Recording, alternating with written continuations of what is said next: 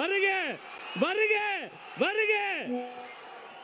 தலைவரின் தலைமை உரை.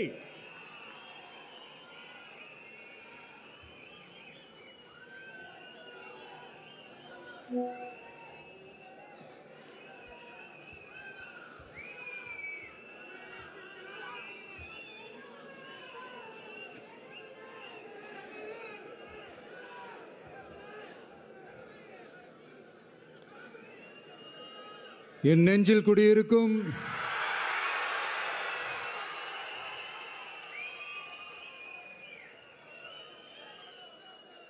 என்னுடைய தோழர்களுக்கும் தோழிகளுக்கும் தமிழக மக்களுக்கும் என்னுடைய வணக்கம்.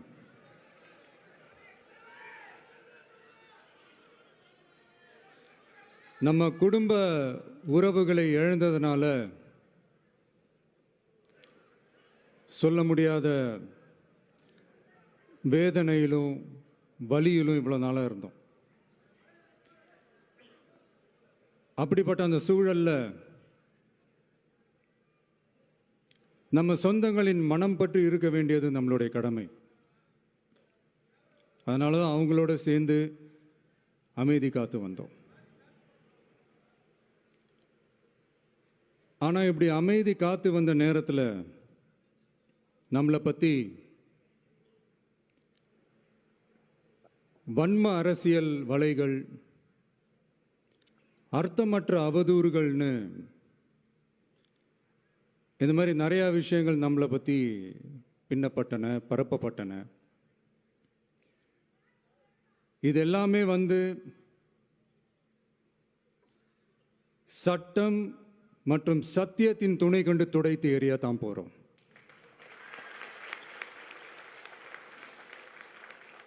பட் அதுக்கு முன்னாடி தமிழக சட்டமன்றத்தில் நமக்கு எதிராக நிகழ்த்தப்பட்ட ஒரு உரைக்கு ஒரு நாகரிக பதிலடி கொடுக்கணும்னு நான் நினைக்கிறேன்.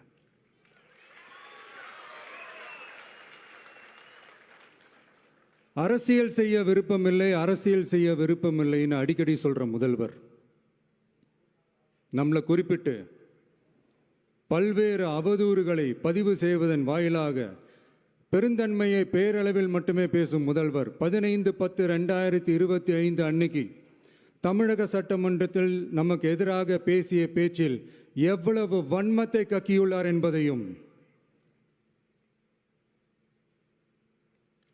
எப்படிப்பட்ட ஒரு அரசியல் செய்ய முயல்கிறார் என்பதையும்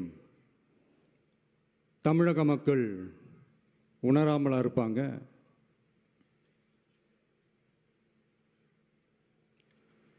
இந்த கரூரோட சேர்ந்து 5-6 மாவட்டத்துக்கு இந்த மக்கள் சந்திப்பு நிகழ்ச்சிகள்லாம் நடத்தியிருக்கிறோம், போயிருக்கிறோம். அங்கெல்லாம்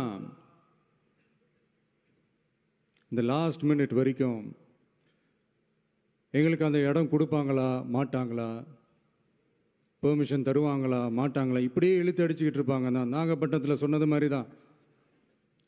நாங்கள் ஒரு இடம் செலக்ட் பண்ணி கேட்போம், மக்கள் நல்லா ஸ்பேஷியஸாக நின்று பார்க்குற மாதிரி. பட் அவங்க அதையெல்லாம் ரிஜெக்ட் பண்ணிவிட்டு மக்கள் நெருக்கடியோடு நின்று பார்க்குற மாதிரி ஒரு இடத்த செலக்ட் பண்ணி எங்களுக்கு கொடுப்பாங்க. இது டிஃபால்ட்டாக எல்லா இடத்துலையும் இந்த ஒரு ஆர்கியூமெண்ட் நடந்துட்டுருக்கோன்னு வைங்க. அது மட்டும் இல்லை, இந்தியாவிலேயே எந்த ஒரு அரசியல் கட்சி தலைவருக்கும் கொடுக்கப்படாத கண்டிஷன்ஸ். பஸ்ஸுக்குள்ளேயே இருந்து பார்க்கணும், மேலே கை காட்டக்கூடாது, இப்படிலாம் ஒரு அதீத கட்டுப்பாடுகளை கொடுத்த உடனே எங்கள் சைட்லேருந்து ஒரு அறிக்கையும் வெளியிட்டோம். அது மட்டும் இல்லை, தமிழக வெற்றி கழகம் சார்பாக அனைத்து கட்சிகளுக்கும் சமமாக ஒரு முறையான ஒரு பொது வழிகாட்டு முறைகள், SOPஸ்ன்னு சொல்லுவாங்க, அதையும் வழங்கணும்னு சொல்லி உயர் நீதிமன்றத்தையும் நாடி இருக்கணும். இதுவும் தமிழக மக்கள் உணராமலா இருப்பாங்க. இப்படி ஒரு அரசியல் காழ்ப்புடன், நேர்மை திறனற்று நம்மளை பற்றி குற்றம் சாட்டியுள்ள குறுகிய மனம் கொண்ட முதல்வர் அவர்களுக்கு ஒரு சில கேள்விகள். உச்சநீதிமன்றத்தில், அதாவது 13/10/2025 அன்னைக்கு உச்சநீதிமன்றத்தில் நடந்த அந்த விவாதங்களை வைத்தும் அந்த உத்தரவுகளை வைத்தும் இந்த கேள்விகள்.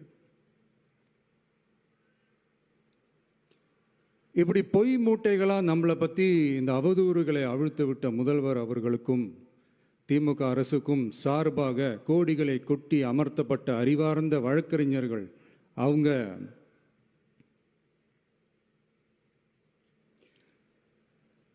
இந்த கபட நாடக திமுக அரசோட தில்லுமுல்லுகளை தாங்கி பிடிக்க இயலாமல் உச்சநீதிமன்றத்தில் திக்கு திணறி நின்றது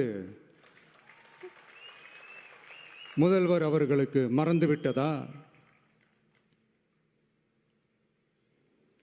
இந்த கரூர் சம்பவத்துக்கு அப்புறமே அவசரமா ஒரு தனிநபர் ஆணையம், அந்த தனிநபர் ஆணையத்தை அவமதிக்கிற மாதிரி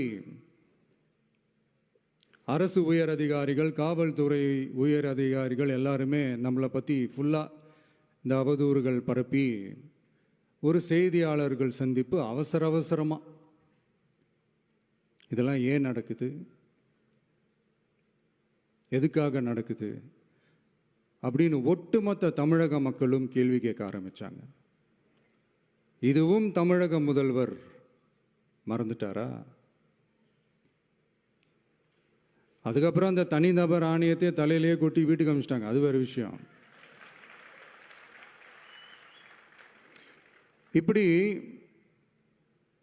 இப்படிலாம் கேள்வி கேட்ட உடனே ஏதாவது பதில் சொல்லி ஆகணும்ல. அதனால சட்டமன்றத்தில் பேசும்போது உண்மை நிலையை தெளிவுபடுத்தத்தான் அப்படின்னு ஏதோ இந்த சட்ட ரீதியாகவும் சத்தியத்திற்காகவும் நடந்தது போல ஏதோ சாமர்த்தியமாக பேசுறதா நினச்சி பேசியிருக்காங்க. இப்படி ஒரு 50 வருஷமாக பொது வாழ்க்கையில் இருக்கிற ஒருத்தவங்க ஒரு முதல்வர் அவர்கள் சொன்னது எவ்வளவு பெரிய ஒரு வடிகட்டின பொய், சப்பை கட்டுன்னு நான் சொல்லலை, உச்ச நீதிமன்றம் சொல்லியிருக்கிறாங்க. அவங்க சொன்னதெல்லாம் கொஞ்சம் என்னன்னு கொஞ்சம் லைட்டாக பார்ப்போமா?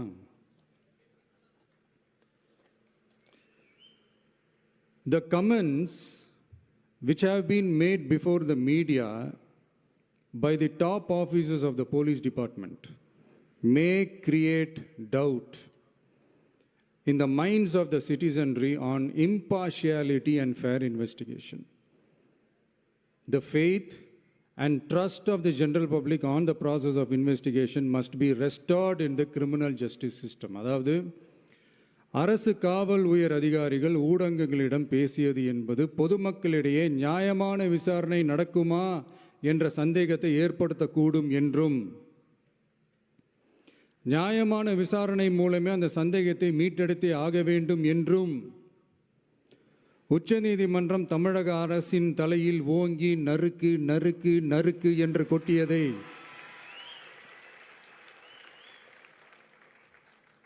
முதல்வர் அவர்கள் மறந்துட்டாரா?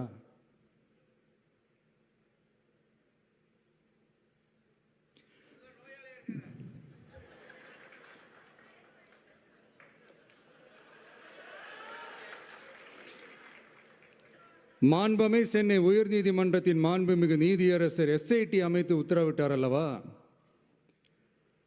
அந்த உத்தரவை ஏதோ சட்டத்தின் மீதும் நீதி பரிபாலனத்தின் மீதும் மரியாதை கொண்டவர்கள் போல ஒரு நாடகத்தனமான கொண்டாட்டத்தை திமுகவிற்கு ஒத்து ஊதுவோரும் நடத்தி கூத்தாடி குதூளித்தனர் அல்லவா? தாவேகாவிற்கு எதிராகவும் நமக்கு எதிராகவும் உயர்நீதிமன்ற மாண்புமிகு நீதியரசர் தீர்ப்பளித்து விட்டதாக விதந்தோதி விழா எடுத்தனர் அல்லவா? அந்த உத்தரவை குறித்து சொல்லும்போது எந்த ஆவணத்தின் அடிப்படையில் அந்த உத்தரவு அமைக்கப்பட்டது? நான் கேட்கல, உச்சநீதிமன்றம் கேட்டிருக்கிறாங்க. The judgment is completely silent about how learned single judge arrived at such a conclusion and what material was pursued by the court என்று உச்சநீதிமன்றம் உரத்த குரலில் கேள்வி கேட்டது. அப்போதும் கூட உச்சநீதிமன்றத்தில் திமுக அரசுக்காக வாதாடிய அறிவார்ந்த மூத்த வழக்கறிஞர்கள் பதில் சொல்ல இயலாமல் வாய் மூடி மௌனம் காத்ததை நாடே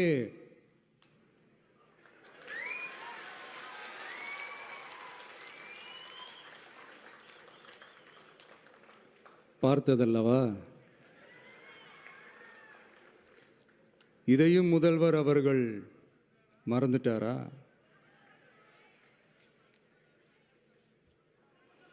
Such petition ought to be dealt with by the division bench, registering as public interest litigation in right earnest and not to be dealt with by a single bench. அதாவது பொது வழிகாட்டு முறைகளான எஸ்ஓபி அமைக்கப்பட்டு வெளியிட வேண்டும் என்ற கோரிக்கையுடன் வந்த ரிட் மனுவை நீதிபதிகள் டிவிஷன் பெஞ்ச் தான் கையாள வேண்டும். தனி நீதிபதி பெஞ்ச் கையாளக்கூடாது என்றும் உச்சநீதிமன்றம் சொன்னதல்லவா? அது மட்டுமா, கோரிக்கையே இல்லாமல் எஸ்ஐடி அமைக்கப்பட்டது எந்த வகையில் சரி என்றும் கேள்வி எழுப்பியது உச்சநீதிமன்றம். இது எல்லாமே அறியாமலோ இல்லை அறியாதது போலவோ உச்சபட்ச அதிகார மயக்கத்தில் இருந்து பேசினாரோ முதல்வர் அவர்கள்? மனிதாபிமானம், அரசியல் அறம், மாண்பு இதெல்லாம் எதுவுமே இல்லாம வெறும் பேச்சில் மட்டுமே பேசிக்கிட்டு அரசியல் ஆதாயம் தேடுற ஆட்டத்தை ஆடத் தொடங்கிவிட்டார் முதல்வர் அவர்கள்.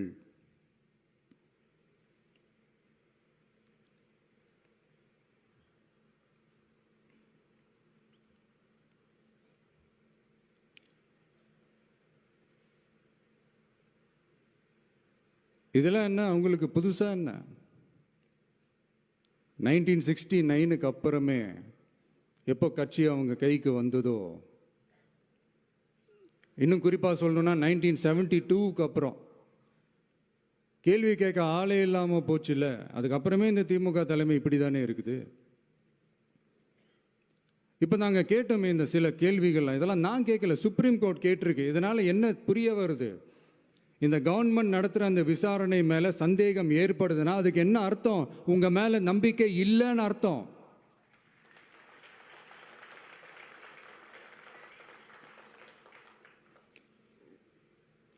இதெல்லாம் ஏன் எதுக்காகன்னு முதல்வர் அவர்களுக்கு புரியுதா?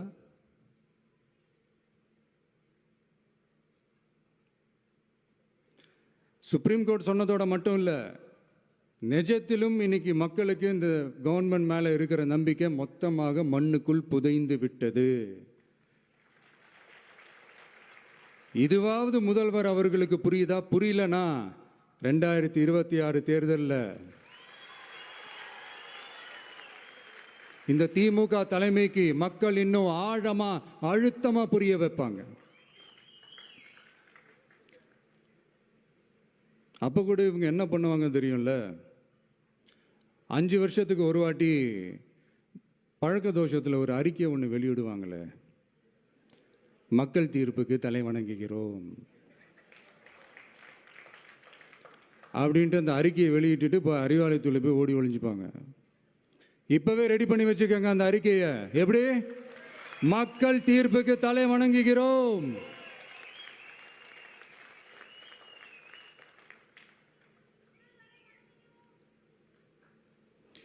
நான் போன பொதுக்குழுவில் சொன்னதை தான் இங்கே நான் திரும்பவும் சொல்கிறேன். இயற்கையும் இறைவனும் நம் தமிழக சொந்தங்களின் வடிவில் மாபெரும் மக்கள் சக்தியை நம்ம கூடவே நிற்கும் போது எம் மக்களுக்கான அரசியலை தடுப்பவர் எவர்? அதனால தோழர்களே, நமக்கு வந்திருக்கிற இந்த இடையூறு வெறும் டெம்பரவரி மட்டும்தான். எல்லாத்தையும் தகர்த்தெறிவோம், மக்களோட கை கோர்த்து நிற்போம், மக்களோட களத்தில் போய் நிற்போம். நம்ம பயணத்தில் தடம் மாறவே மாட்டோம். இப்பவும் சொல்றேன், 2026 2 பேருக்கு நடுவில் தான் போட்டியோ. ஒன்று, இன்னொன்று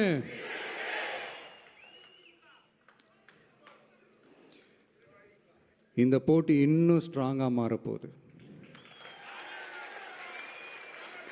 100% வெற்றி நமக்கு. வாகை சூடுவோம், வரலாறு படைப்போம், கான்பிடென்டா இருங்க, நல்லதே நடக்கும், வெற்றி நிச்சயம். மீண்டும் சந்திக்கும் வரை நன்றி, வணக்கம்.